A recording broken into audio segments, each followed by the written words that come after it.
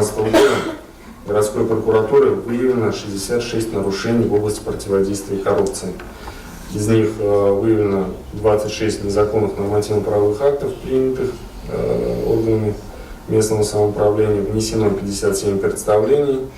Коррупцияга каршы көрәштә прокуратураның роле темасына сөйләшү барышында яңгыраган саннар бу. Җәмгыятьтәге тискәре бу күренешкә күз йомарга кирәкми. Монда гражданнарның уяулыгы да сырала ди түгәрәк өстәл артында сөйләшүне оештыручылар. Большая работа проводится по... Коррупция характерындагы җинаятьләрне ачыклау буенча зур эшләр алып барыла.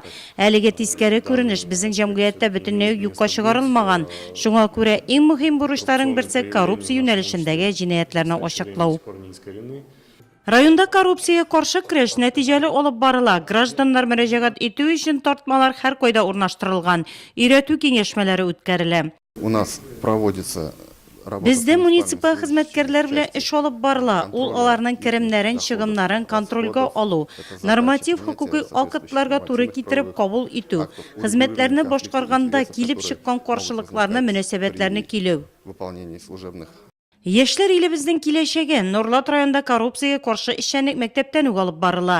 Уку елы барышында укучылар белән түгәрәк өстәлләр оештырыла. Районның төрле яшьләр оешмалары буклетлар таратуны оештыра, анкеталаштыру үткәрелә. Әлеге проблема яшьләрне дә борчый. Шуңа күрә бергәләп эшләү ягында алар. Нәкъ менә бүгенге яшьләр иртәгә дәүләтебездә үз урынын алучы зурлар.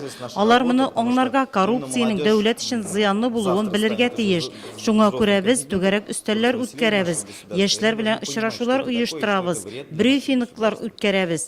Көнкүреш коррупциясе нәрсә ул? Аңа каршы ничек көрәшергә икәнен аңлатабыз.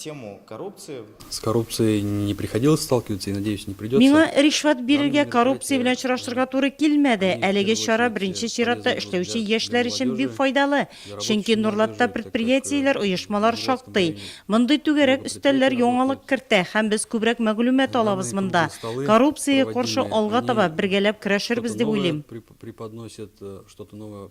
9 декабрьдә халыкара коррупциягә каршы көрәш көне билгеләнеп үтелә. Ул Берләшкән Милләтләр оешмасының Генераль Ассамблеясе тарафыннан гамәлгә кертелә.